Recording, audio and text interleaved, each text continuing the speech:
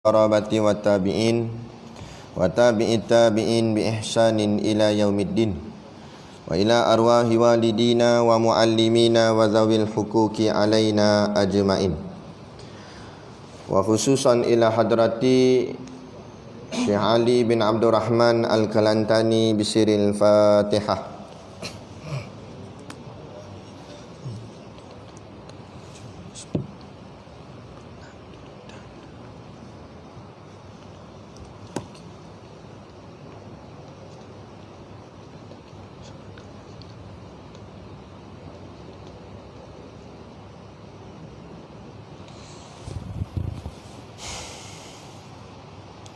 Bismillahirrahmanirrahim.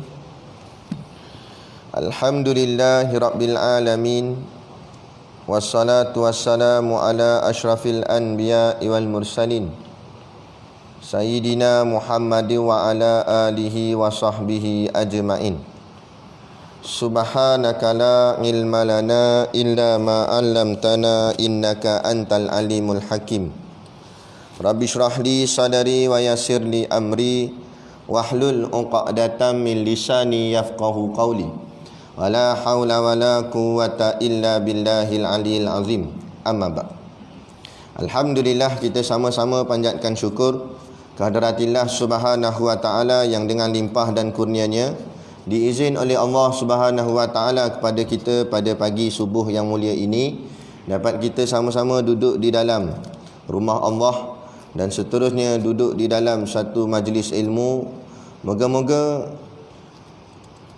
Allah menempatkan kita pada tempat yang baik seperti ini pada hari-hari yang lain, dan seterusnya Allah ambil nyawa kita dalam keadaan yang baik, dan seterusnya Allah letakkan kita di tempat yang terbaik nanti di hari akhirat kelak, yakni syurganya insya-Allah.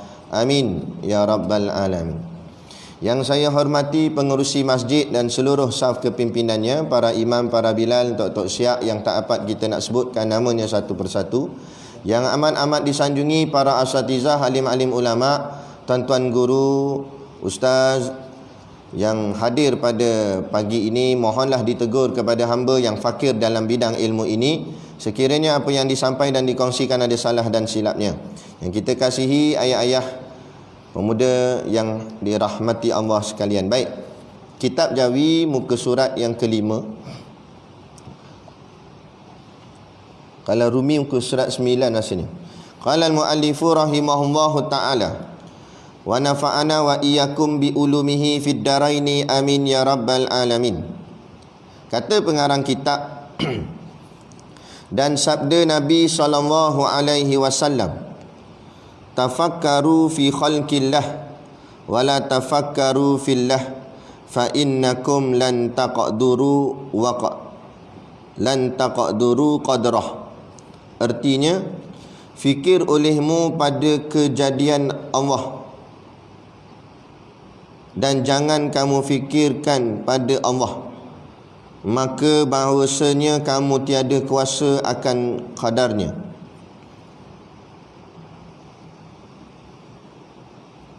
Baik, ini kita sambung lagi, masih lagi di bahagian fikir, suruh fikir. Jadi dia, syekh kita ni, dia nakal satu hadis dalam kitab kita ni. Syekh menyebut bahawa Nabi SAW bersabda, tafakkaru fi khalqillah, maknanya fikir oleh kamu akan khalqillah, maknanya penciptaan Allah. Wala tafakkaru fillah, dan janganlah kamu fikir pada Allah. Fa innakum lan taqduru qadrah, kerana maka sesungguhnya kamu tidak mampu untuk memikirkan itu pada kadarnya. Jadi yang dimaksudkan dalam hadis ni, Nabi kata tafakkaru fil khalqillah, itu artinya kamu fikirlah tentang kejadian-kejadian yang Allah cipta. Maknanya makhluk, maksudnya sini makhluk. Allah cipta apa? Cipta langit, bumi, semua ni lah. Segala bentuk alam ni yang Allah cipta ni, disuruh fikir tentang alam. Wala tafakkaru fillah, dan jangan kamu fikir pada Allah. Maksud jangan fikir pada Allah ni, fikir zat Allah tu, diri Allah tu. Itu jangan fikir. Sebab apa? Fa innakum lan taqduru qadrah. Kerana sesungguhnya kamu tidak akan mampu untuk memikirkannya. Akal kita tak mampu. Kalau kita fikir pasal Tuhan, dah mulalah nak membayang-bayang Tuhan ni macam mana bentuk, bulat ke apa, petak ke apa. Sebab apa? Sebab kita tak mampu nak memikir tentang diri Allah. Diri Allah ni ada, Allah ada dirinya, tetapi kita tak tahu macam mana. Maka kita kena letak wallahu a'lam, hanya Allah sahaja yang tahu. Tunggu hari kiamat esoklah atas izin Allah. Kalau Allah berkehendak, Allah izin atas kita untuk dapat melihat dia, dapatlah melihat Allah. Adapun macam mana sebenar hakikat, wallahu a'lam. Sebenar hakikat macam mana, wallahu a'lam. Kita tak mampu nak fikir. Kita hanya boleh fikir bahawa Allah tu ada dirinya. Sebab kita tak boleh nafi juga bahawa kata tak ada zat Allah atau diri Allah. Kalau diri Allah tak ada, mana Allah tak wujud. Jadi kita pegang bahawa kita mengaji dalam sifat 20, dalam bab akidah, dalam bab tauhid, bahawa sifat Allah iaitu wujud yang pertama. Jadi wujud tu nak menunjukkan bahawa Allah tu ada. Apa yang ada? Zatnya, dirinya. Dah dirinya macam mana? Wallahu alam. Situ jangan ngaji. Nak? Jangan cari yang pelik-pelik. Ni dia kata, ustaz ni tak reti lah ni, sebab tu dia jawab wallahu alam. Nak pergi cari yang reti, pergi cari elok-elok tidur atas katil, esok tidur atas pokok ni. Jadi gila isim. Ni jangan mengaji benda yang pelik-pelik. Dulu tok guru saya dia cerita, dia ada seorang kawan, seorang sahabat. Kawan dia ni mengaji pondok sama-sama di pondok Tanjung Bedil, Lestak, Kedah. Anak murid pada Tuan Guru Haji Hitam. Tok Guru Haji Hitam ni bukan calon-calon orang. Anak murid Tok Kenali. Tok Kenali ni anak murid pada Syekh Wan Ahmad bin Muhammad Zain Al-Fatani, pengarang kitab Faridatul Faraid. Jadi mengaji sama masa kat pondok elok. Sampai kata Tok Guru, budaknya tu baguslah, wara alim. Kadang-kadang sampai jadi imam lah di pondok. Tapi bila habis mengaji, pakat-pakat masing semua dah keluar dah daripada pondok, lama dah tak berjumpa. Satu hari terserempak, Ustaz Siddiq dengan kawan dia ni terjumpa. Jumpa-jumpa sembang lah, tanya khabar apa semua. Jadi kawan dia tanya, Ustaz buat apa ni sekarang? Ana sekarang mengajar masjid surau, kuliah-kuliah gitulah. Dah Ustaz buat apa pula sekarang? Ana tak mengajar, dia kata. Ana mengaji lagi. Alhamdulillah, baguslah mengaji lagi. Dan mengaji apa pula Ustaz? Maka dia jawab, dia kata, Ana sekarang ni mengaji ilmu isi, dia kata. Kita mengaji kat pondok dulu tu, itu baru ilmu kulit, dia kata. Makna kata seolah-olah nak maksudnya yang mengaji kat pondok dulu tak hebat lagi. Yang dia mengaji sekarang ni baru hebat. Dia kata ni yang saya mengaji ni ilmu isi. Kulit tak pakai, dia kata. Kan? Ilmu kulit ni tak pakai. Ya, ilmu kitab-kitab ni tak pakai. Ni ilmu tinggi punya, dia kata. Mengaji ilmu isi. Jadi bila sembang gitu, Tok Guru ni, Ustaz Siddiq, Tok Guru kita ni, Ustaz Siddiq ni, dia pening lah sekejap, keliru. Kok mana pula ni ilmu isi pula ni, tak pernah dengar pun mengaji ilmu isi. Kan? Tak apalah. Mujur Tok Guru dia masa tu hidup lagi. Dia pun pergi pondok balik nak tanya dengan Tok Guru. Dia ceritalah kat Tok Guru Haji Hitam. Tok Guru dulu adalah anak murid Tok Guru kak. Kawan-kawan kami dululah masa mengaji dengan Tok Guru. Kami jumpa dia. Jadi bila jumpa ni, dia kata dia mengaji ilmu isi. Dia kata yang kita mengaji dulu di pondok ni tak betul ni, ilmu kulit, dia kata. Yang sekarang ni baru betul ilmu isi, dia kata. Lepas tu Tok Guru Haji Hitam jawab macam mana? Dia kata, aku nak tanya kat hang, benda apa yang ada isi tapi tak ada kulit? Dia kata. Benda apa isi terus, kulit tak ada? Cari, dia kata. Jenuh fikir tak jumpa. Lah kali kata Tok Guru Haji Hitam, apa lagi yang ada isi tanpa kulit, kepala taik lah, dia kata. Jadi dia kata hang habaq kat dia, ilmu yang dia mengaji tu ilmu kepala taik. Nampak? Jadi Tok Guru bila jumpa dia balik, Ustaz Siddiq jumpa kawan dia tu, Ustaz Siddiq kata tok guru kita kata apa ilmu yang hang ngaji ni nak ilmu kepala taib, marah dia. Tapi itulah dia. Kita cek tengok atas muka bumi ni semua benda Allah buat ada kulit ada isi. Betul tak? Semua benda ada kulit ada isi. Buah, roti ada kulit ada isi. Apa benda pun ada kulit ada isi. Satu je Allah buat tak ada kulit terus isi, yakni taib. Tak percaya pergi tengok lagi. Nampak melepas-lepas jangan pam lagi tengok. Sungguh tak ada kulit? Tak ada kulit, isi terus. Jadi mengarut-mengarut orang yang jenis kata mengaji ilmu isi lah apa ke benda lah, tak kira lah. Ilmu agama lah nak isi kulit ke bendanya. Ilmu agama. Jadi jangan cari ilmu yang pelik-pelik, yang mengaji kena sorok-sorok selipar lah, nak masuk dalam hutan lah, tapa dalam gua lah, apa benda lah. Ni semua mengarut. Mengaji ilmu yang umum, kuliah-kuliah umum di masjid surau.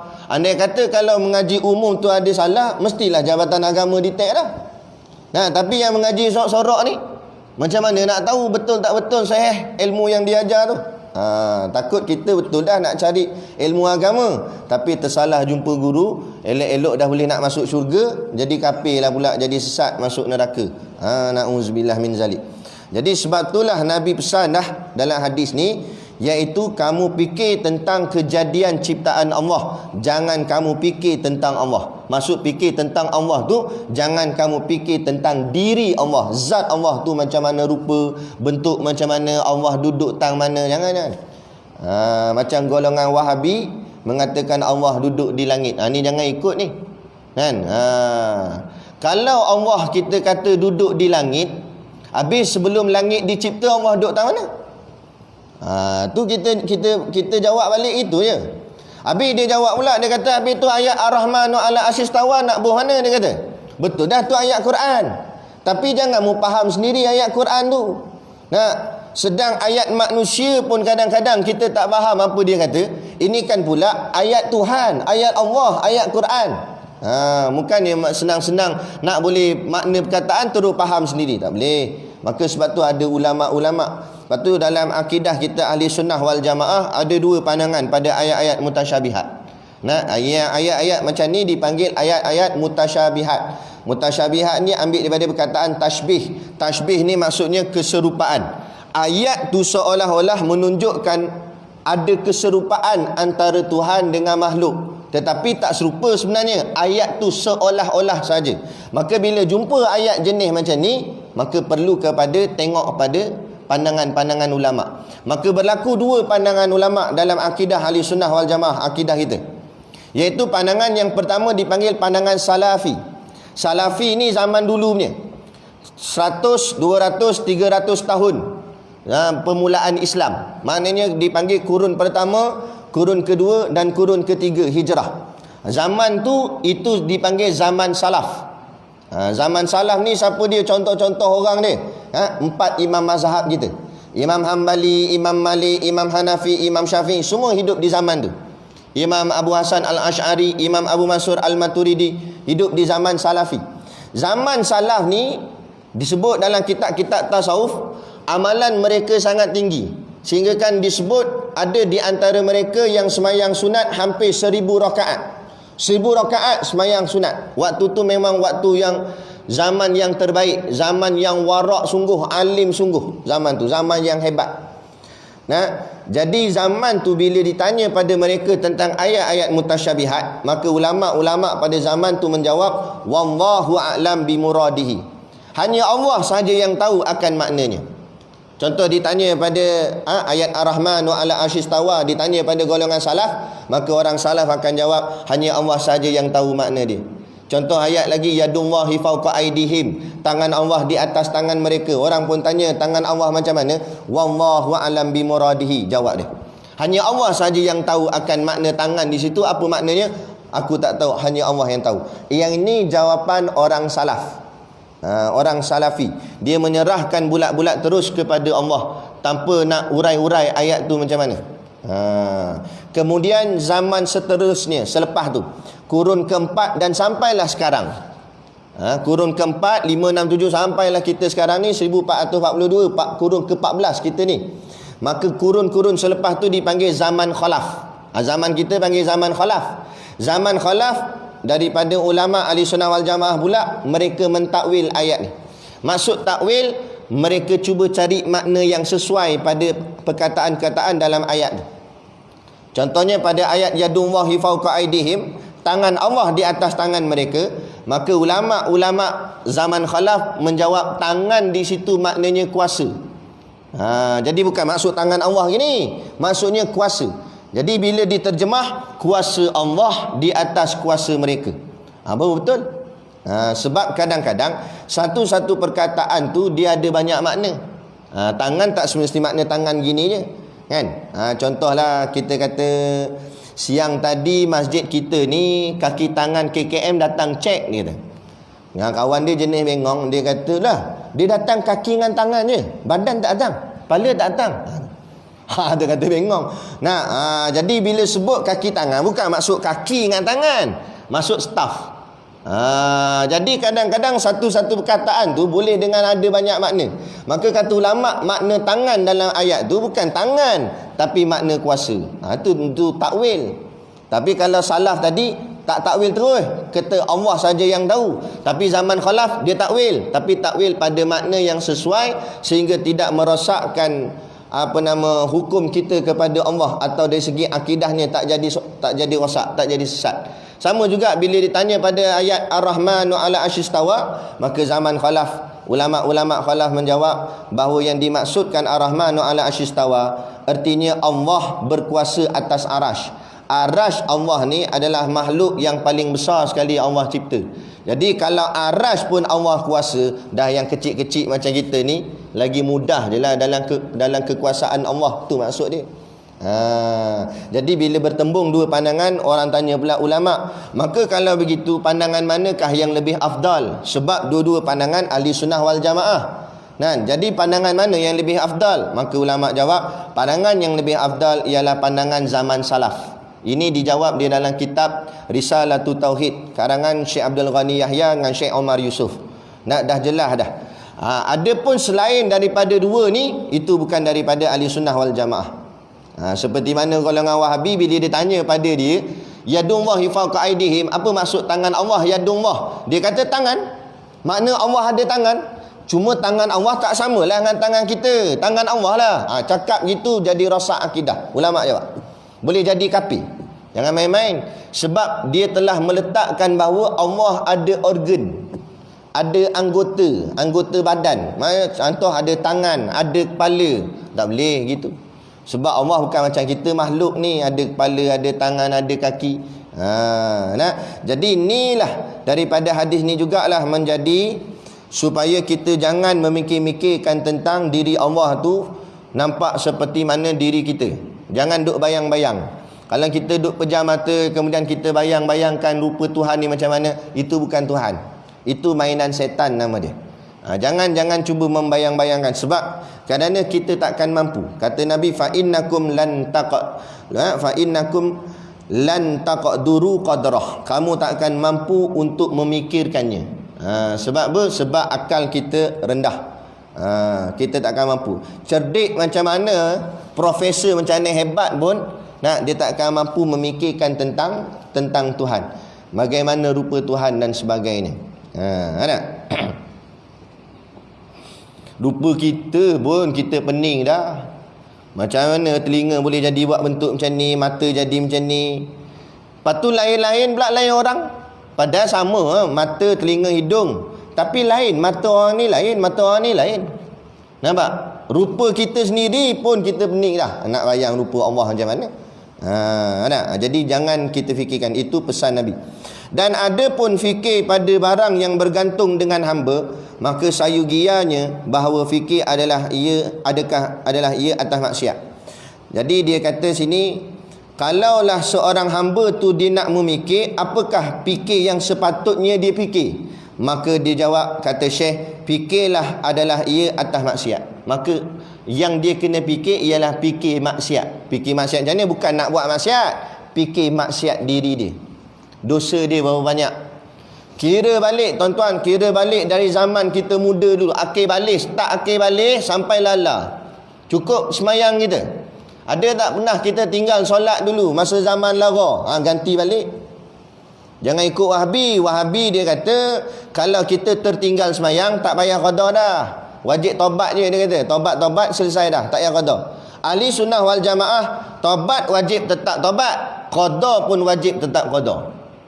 Tak boleh buat langsai begitu. Kena sebab itu hutang dengan Allah. Hutang sama makhluk pun amalan tergantung. Kalau kita mati mati bangkit tahajud bukan main hebat tiap-tiap malam, tapi ada hutang dengan makhluk, tergantung amalan tahajud tu.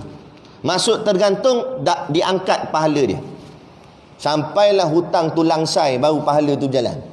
Nah, itu hutang sama makhluk, hutang sama manusia, dan hutang dengan Allah lagi berat lagi lah.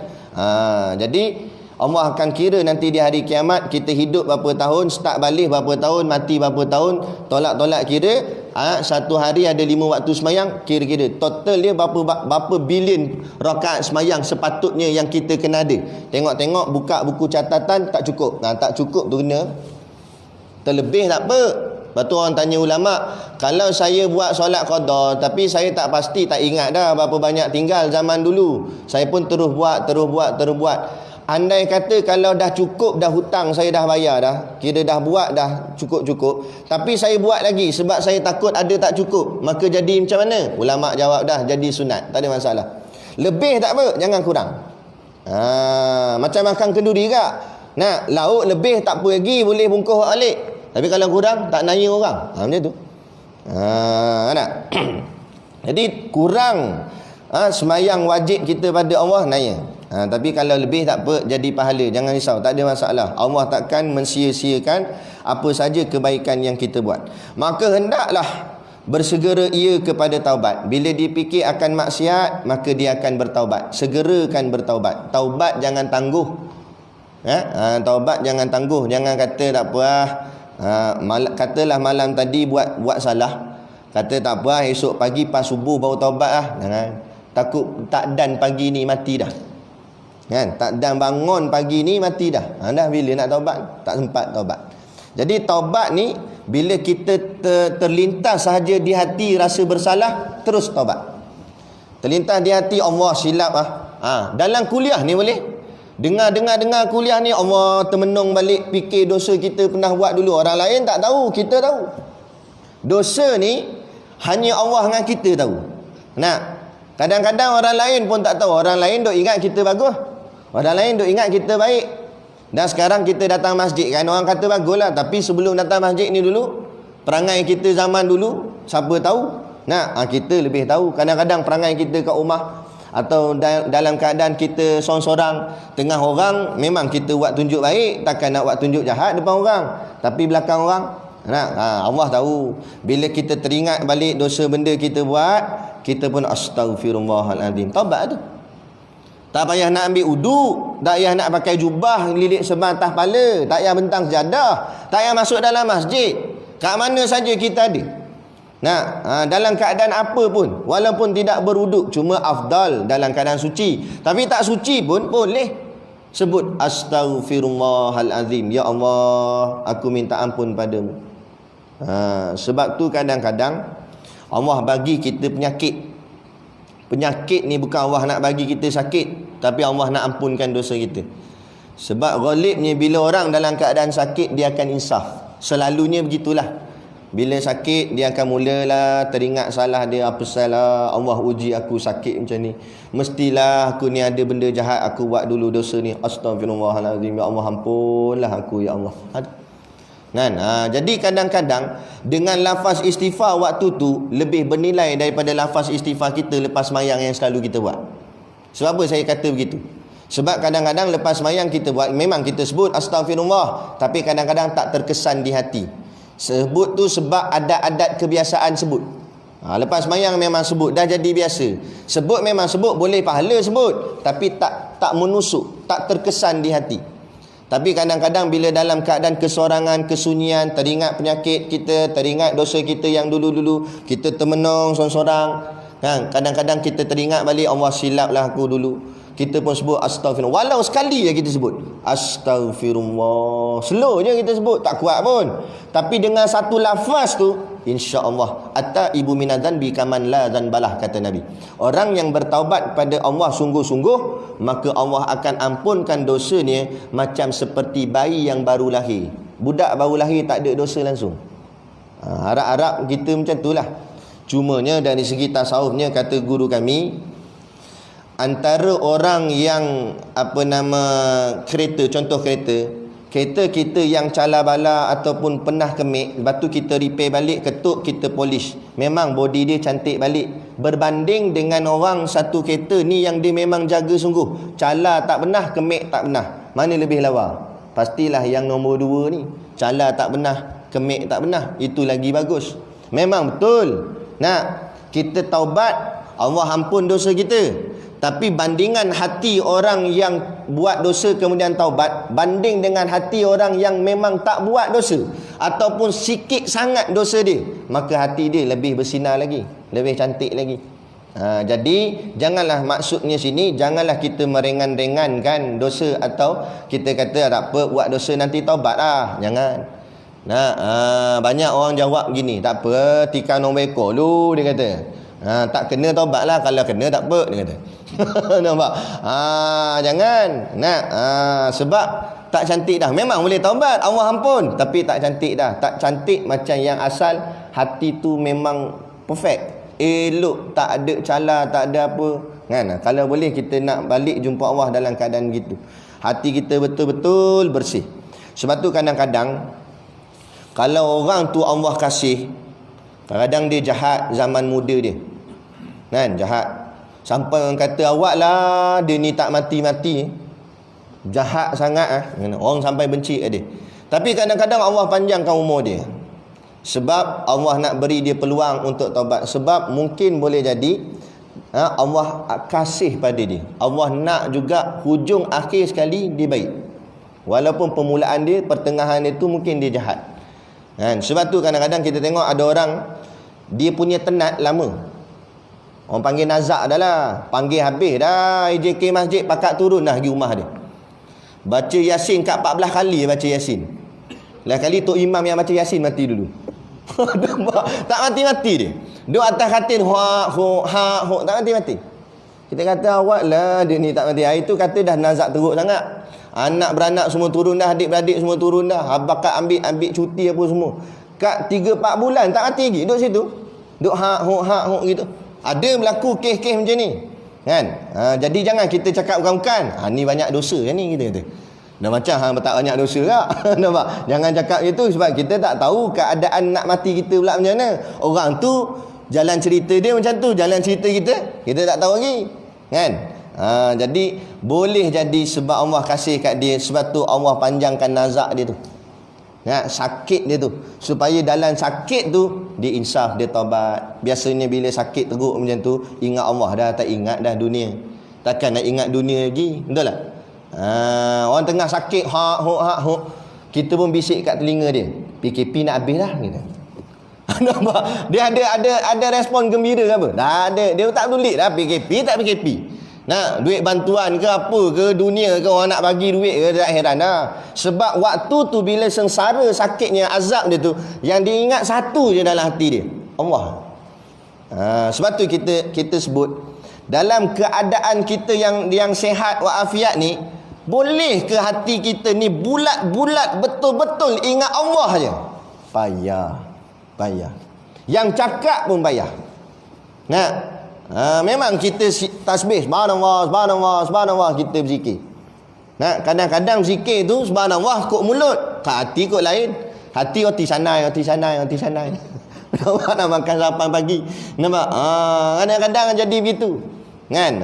Makna kata nak latih diri tu betul-betul ingat Allah, yang lain tak ingat, payah, bukan senang kan. Bangun-bangun pagi kita fikir dah pejabat kita nak buat kerja apa sekejap lagi.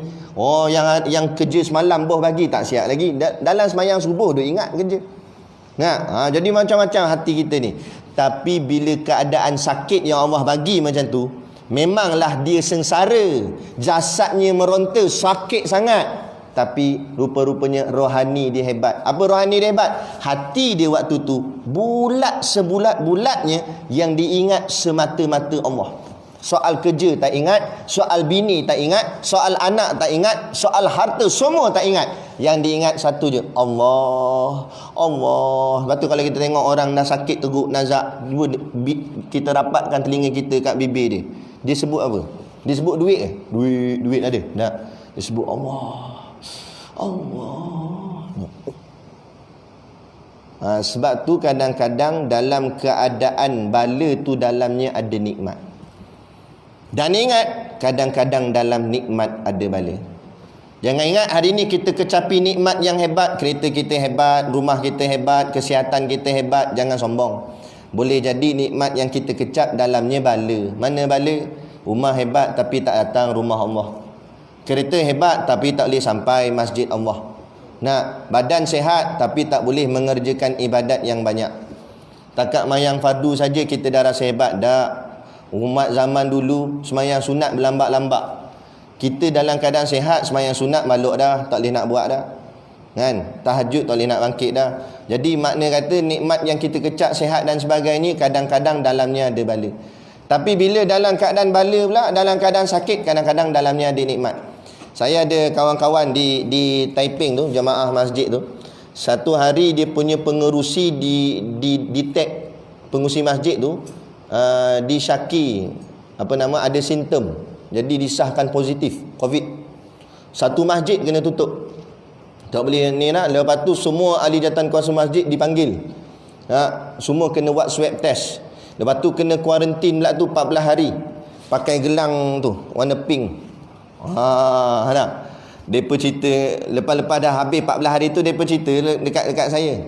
Depa kata, ustaz, masa pakai gelang pink ni ustaz, rasa lain macam ustaz oi. Nak istighfar saja kami ni. Astagfirullah, astagfirullah. Takut memang kami ni ada positif. Kan? Sebab padahal pakai gelang pink je. Pakai gelang pink tu pun dia takut dah. Ish, ada ke tak penyakit kat aku ni? Astagfirullah, astagfirullah. Rasa macam nak mati dah dia kata. Tapi bila cabut dah gelang pink, lupalah pula istighfar. Macam dah hidup elok lah pula. Tu kadang Allah nak bagi. Tu kadang-kadang Allah bagi kita jatuh. Sebab tu kadang kita bisnes selalu laku aja, untung aja. Pop jatuh, rugi. Jangan sedih sangatlah. Sedih tu biasalah fitrah manusia. Takkan gembira kot rugi. Yes, rugi. Bodoh namanya. Nampak? Memang kita pun Allah, kenapalah rugi. Tak apa, sedih sementara. Tapi fikir balik. Boleh jadi rugi ni Allah bagi sebab Allah nak sedarkan aku. Sebab aku untung banyak sampai aku lupa rumah Allah. Sampai aku untung banyak, aku tak bayar pun zakat. Sampai untung aku banyak, aku tak bagi pun derma sikit ke masjid, ke sekolah agama. Nak kedekutnya aku. Jadi Allah bagi aku rugi, bagi aku sedar. Bagi aku tahu siapa diri aku. Siapa yang bagi kaya kat aku. Bukan aku usaha. Kalau ikut usaha aku buat dah, tapi rugi juga. Sebab yang bagi untung atau rugi Allah, bukan aku. Aku boleh usaha je. Barulah nampak. Kita jadi macam tu lah. Kan? Jangan sombong. Kan? Ini kadang-kadang sombong. Ini keramat dia kata. Takkan pernah kalah dia kata. Sekali kalah, baru kita menang, kita fikir, cek balik apa pasal. Kenapa Allah tak bagi dah? Kenapa Allah ni? Bila Allah dah bagi peluang pula, buat pula yang bukan-bukan balik. Anugerah bintang popular pula dalam musim-musim Covid ni. Patut musim-musim Covid ni banyakkan munajat pada Allah, banyak doa, banyak taubat. Tu Syekh Nuruddin tegur. Syekh Nuruddin kata, minta saranan juga MKN, Majlis Keselamatan Negara, KKM dan sebagainya. Jangan hanya sarankan SOP saja, suruh pakai mask, mayang jarak, tak boleh bersalam, gini. SOP saja yang ditekankan. Soal munajat kita pada Allah bagaimana? Mana penekanannya? Kerana bala yang datang ni juga bukan hanya semata-mata wabak penyakit, tapi bala yang datang ni juga adalah disebabkan dosa-dosa penyakit yang ada dalam hati kita. Dosa-dosa kita kepada Allah, kedegilan kita pada Allah, maksiat yang kita buat pada Allah. Taubatlah. Moga-moga dengan taubat itu Allah angkat bala ni. Tak payah nak vaksin-vaksin bagai, dengan istighfar semua sepakat taubat, daripada pemimpin atas sampai yang paling bawah pakat taubat semua pada Allah. Allah angkat wabak ni, insya-Allah. Sebab yang turunkan bala pun Allah, yang angkat bala pun Allah. Tapi kita hanya berusaha dari sudut orang cakap apa zahir saja. Seolah-olah kita sendiri yang boleh ubah penyakit ni. Kita ikhtiar diri kita je. Dah? Keyakinan kita pada Allah nak berhutang mana? Kalau orang kafir tak pelik, WHO tak pelik, dia kafir. Dia usaha pada atas diri dia saja. Dan kita ni orang Islam, usaha tetap usaha, tapi dalam masa yang sama tawakal tu Allah tak boleh buang. Keyakinan kita serah pada Allah tak boleh buang. Kan? Syariat dan hakikat kita kena faham. Jangan syariat semata-mata makan ubat saja. Kita orang Islam makan ubat dan berdoa, tu baru orang Islam nama dia. Orang kafir dia makan ubat saja tak apa dah. Kita orang Islam dalam usaha kita makan ubat, kemudian kita berhajat pula pada Allah doa. Sebab apa? Sebab kita pegang dalam hati kita, yang sembuhkan bukan ubat, yang sembuhkan Allah. Itu baru benar-benar orang beriman. Jadi perkara ni kena ambil penekanan. Maka hendaklah bersegera ia kepada taubat dan istighfar, atau ada ia atas kebajikan. Kalau dia memikirkan tentang kebaikan dia, maka hendaklah syukur ia. Timbulkan rasa syukur. Kita nampak kebaikan kita buat mana? Semayang subuh berjemaah, dengan kuliah selepas semayang subuh. Jangan rasa hebat, tapi timbulkan rasa syukur. Syukur Allah pilih kita duduk dalam rumah Allah pada pagi ini. Kerana ramai lagi orang kat luar sana Allah tak pilih. Kita boleh duduk ni bukan sebab kita ni, Allah pilih. Bukan sebab kita. Kalau Allah tak pilih, orang tu nak juga datang, Allah tak pilih, macam-macam Allah buat jadi susah. Nak tayar pancit lah, patah balik kat rumah macam tu je.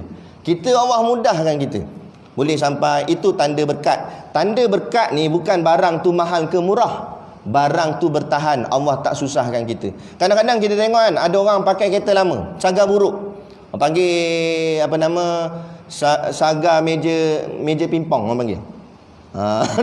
Kan saga lama tu, belakang dia bonet dia lepeh tu, orang kata boleh buat main pingpong belakang tu, orang panggil saga meja pingpong. Mana saga lama, tekan signal wiper naik. Kereta lama pintu tak boleh nak tutup rapat, kan kereta lama dah sengit dah pintu. Tapi walaupun kereta dia macam tu, tak pernah sadai tepi jalan. Gi masjid boleh, gi surau boleh, gi tolong orang boleh, numpangkan orang pun lagi boleh. Kadang-kadang kereta kita baru keluar kilang, X70 ke benda tu, kereta baru tu, bawa keluar, seat pun masih dalam plastik lagi. Keluar daripada kilang, tersenyum sonok, balik kereta baru, pum, lori langgar kot tepi, pam, kemek.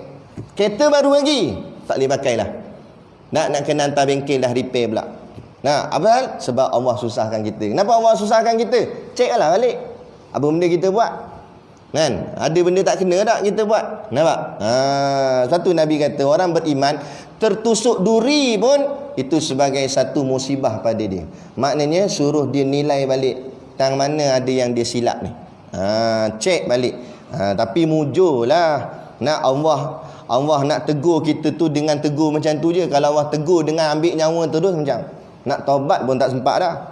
Ada satu orang lelaki ni,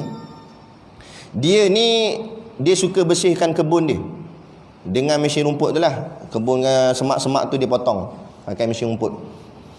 Dan dia punya amalan, dia suka semayang, tiap-tiap kali semayang di awal waktu, dia tak pernah miss solat jemaah di masjid. Dia amalan dia tu lah. Macam mana sibuk pun dia akan tinggal, lepas tu dia pergi semayang jemaah di masjid. Itu amalan dia selalu. Satu hari Allah uji dia. Dia tengah mesin tu, dia terlambat sikit. Jadi mesin tu dengar azan dah zuhur. Nak waktu tengah hari, dengar dah azan zuhur. Jadi dia pun nak tinggal lah mesin tu, nak pergi semayang. Tapi terusik di hati dia, setan duk kacau dia. Nak kata depan tu sikit je lagi. Memang sikit je lagi pun, ada sikit je lagi. Memang sempat lah kalau buat ni sempat. Tapi kalau sempat pun semayang tu dah masbuk, dah terlambat kan. Jadi dia pun kata tak apalah, halang-halang habiskanlah, sikit je lagi. Dia pun buat.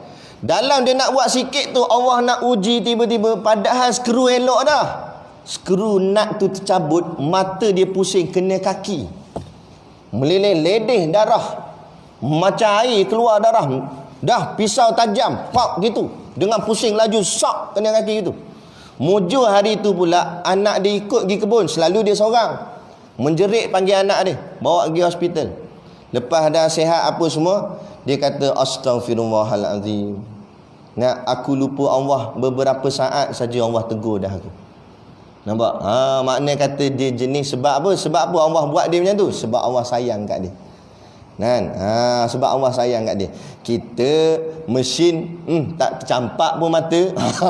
Jangan rasa hebat, takut-takut Allah tak sayang. Suatu Allah kata lantak buatlah sampai habis kerja hang.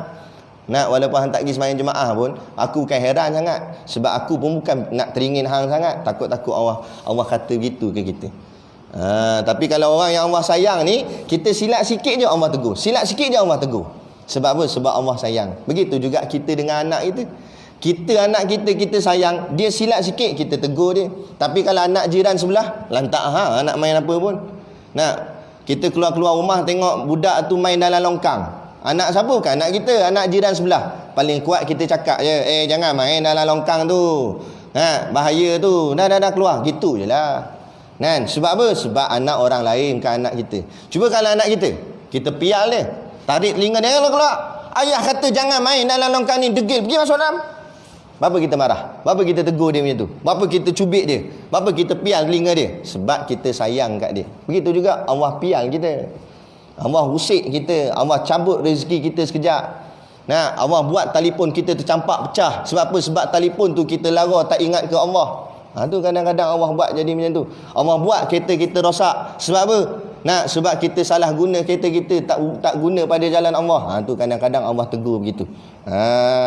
Jadi kita dengan kita nilai balik perkara ni, kita merenung dan kita kembali ingatan kita kepada Allah. Fikir kita balik kepada Allah. Itulah yang hebat. Kemudian fikirkan pada memindahkan segala anggotanya daripada maksiat kepada taat. Bila dia nampak benda ni, maka dia akan fikir ubahkan dirinya daripada maksiat kepada taat. Maka menjadikan dua matanya bimbang dengan tilik iktibar mencari tauladan. Maka akhirnya bila dia fikir begini, matanya akan berhati-hati dalam menilai, dalam melihat apa saja yang dilihat. Dia akan jaga mata dia kerana dia tahu lagi kalau Allah marah, Allah tegur aku, lagi tegur aku kena. Dia jaga pandangan, tak melihat benda yang diharamkan, dan lidahnya membimbing memikir dengan zikir. Bila orang yang selalu ingat Allah, automatik mulut dia akan sebut nama Allah selalu. Sebab tu amalkanlah sebut nama Allah dalam apa saja perkara. Apa benda kita nak buat, baca bismillah. Kalau ada benda-benda yang orang ajak dan sebagainya, insya-Allah. Semuanya sebut nama Allah. Nampak benda yang indah, subhanallah. Nampak benda yang mengejutkan kita, masya-Allah. Ada nama Allah je dalam mulut kita ni. Jadi itulah tanda hatinya ingat pada Allah dengan zikir dan istighfar dan tasbih, insya-Allah. Jadi cukup sekadar tu, dan kita akan sambung. Dan ada kalau demikianlah pada sekalian anggotanya, malam dan siang di dalam taat akan Tuhan Al-Wahid Al-Qahar. Kita berhenti kat situ. Moga-moga kesimpulannya, moga-moga apa yang kita bahaskan pada pagi ini, walaupun kita taklah baik sangat, tetapi kita harapkan apa yang kita ceritakan dalam kitab ni, Allah letakkan begitulah pada diri kita, dalam hati kita. Kita doalah, ya Allah, aku bukanlah orang yang baik, tetapi aku cuba untuk menjadi baik. Maka baikkanlah aku, wahai Tuhan. Doalah kita. Cakap Melayu tak apa, walaupun tak cakap Arab. Yang penting terkesan di hati. Daripada doa cakap Arab tapi kita pun tak faham, tak terkesan di hati, tak sampai juga hajatnya tu. Jadi kita baik kita duduk semayang sorang-sorang pun tak apa, semayang hajat malam-malam ke tahajud, kita doa. Cakap Melayu pun tak apa. Memang kalau ikut afdal bahasa Arab, tapi lebih afdal lagi doa tu kita faham apa yang kita minta. Jadi cukup sekadar dulu pada pagi ini. Dan macam biasa, adalah sedikit produk perniagaan ada di luar sana untuk menampung sekolah pondok dan juga tahfiz kami. Jadi pakat-pakatlah tuan-tuan membeli sambil menderma, insya-Allah. Jadi sekadar tu, wabillahi taufik wal hidayah. Assalamualaikum warahmatullahi wabarakatuh. A'udzu billahi minasyaitonir rajim. Bismillahirrahmanirrahim. Alhamdulillahirabbil alamin, wassalatu wassalamu ala asyrafil anbiya'i wal mursalin sayyidina Muhammadin wa ala alihi washabihi ajmain. Allahumma taqabbal minna salatana wa du'aana innaka antas samiul alim wa tub alaina innaka antat tawwabur rahim. Allahumma ja'al dinana dinan nabi Muhammadin sallallahu alaihi wasallam, wa islamana islamal muslimin, wa imanana imanal mu'minin, wa salatana salatal khashiin, wa a'malana a'malana a'mala salihin wa niyatana niyatal mukhlisin wa dhunubana ya Allah dhunubal mustaghfirin wa hayatana hayatal ulama wa mautana bi mauti syuhada wa adkhilnal jannata ma'al anbiya'i alaihimus salatu wassalam. Rabbana atina fid dunya hasanah wa fil akhirati hasanah wa qina adzabannar wa qina adzabannar wa qina adzabannar. Wa sallallahu ala khairi khalqihi sayyidina Muhammad wa ala alihi wa sahbihi wasallam. Subhana rabbika rabbil izzati amma yasifun. Salamun alal mursalin walhamdulillahi rabbil alamin. Amin ya rabbal alamin. Taqabbalallahu minna wa minkum. Takbir.